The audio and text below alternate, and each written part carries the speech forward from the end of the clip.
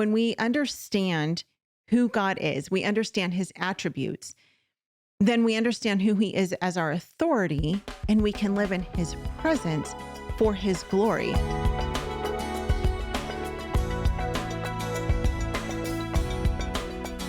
I saw this recently. I don't even know where. I don't know if I saw it on Facebook or it's probably Facebook because that's pretty much the only place I hang out sometimes, not often. But I saw the term Coram Deo and I was like, Coram Deo? Huh, I haven't heard of that.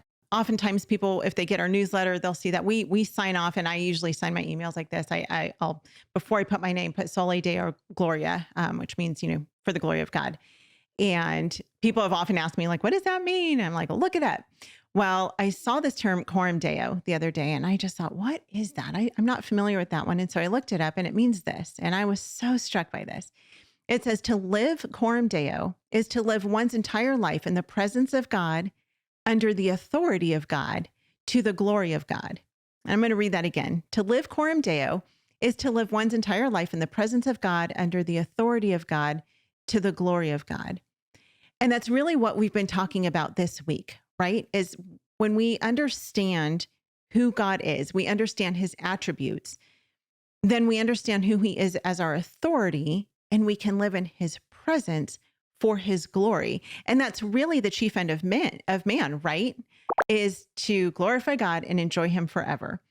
And I'm so grateful for God's word. He's not secretive in there. There are some things that are not questionable as far as God's authority, but there are some things that when I read the Bible, I'm like, I don't really understand that. I don't get that part of it. And we're going to spend the rest of our lives studying God's word and trying to understand it. And it won't be on the side of heaven ever that we're going to truly understand everything about God.